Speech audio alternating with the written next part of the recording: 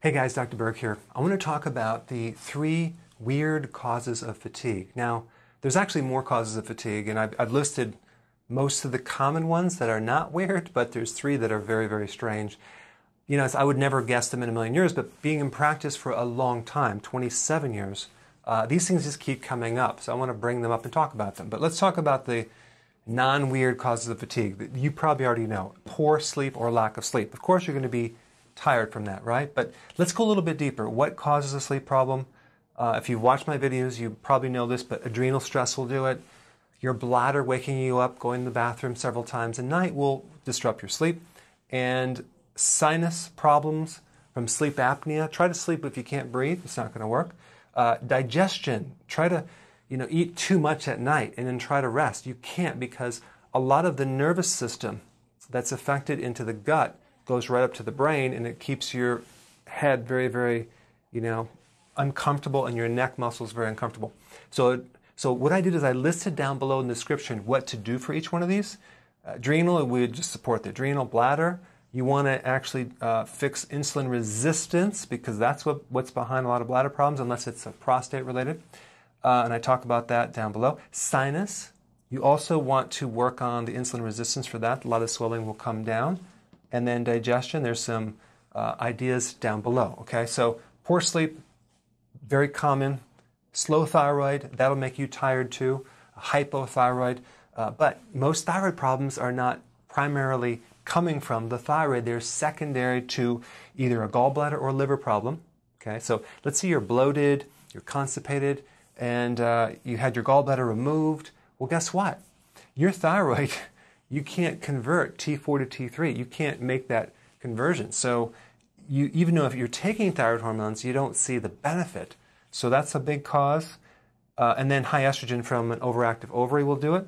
A lot of people are estrogen dominant, and there's a solution for that too. But when you have high estrogen, that can inhibit the thyroid.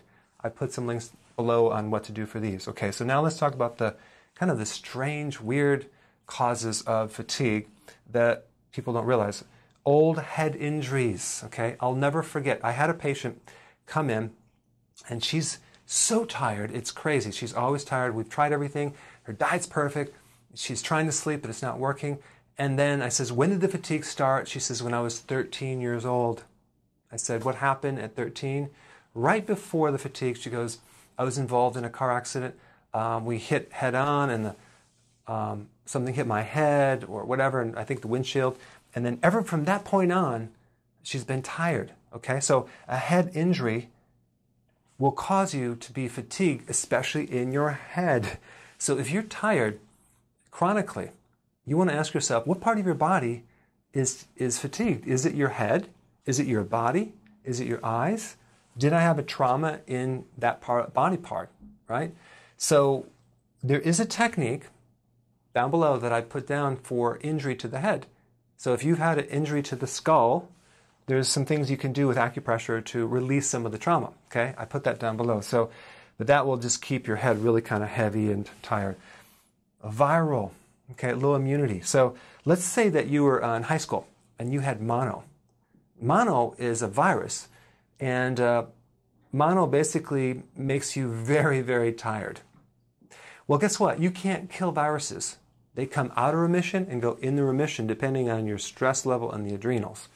So let's say that you're 50 years old, right? You're way past the time where you got infected. Well, the virus can go out of remission and create fatigue, chronic fatigue. Not necessarily an infection, but just chronic fatigue. So if this is the case, what you would want to do is watch the video down below, and I show you how to address probably one of the most common causes of fatigue, which should be mono. Now, we're not actually getting rid of a virus. There's just a technique to help put it in remission. It's almost like, I'm not going to explain it. I'm just going to say do it and see if your energy comes up. And if it does, great. Okay, so it's just working on the immune system. But that can make you tired, especially if you're under chronic stress. Okay. The last thing, which is it's actually quite common, a problem with the ovary. If your menstrual cycle is not smooth and light, and it's kind of heavy, and you have menstrual issues, let's say you have an ovarian cyst, whatever, that really can make you tired.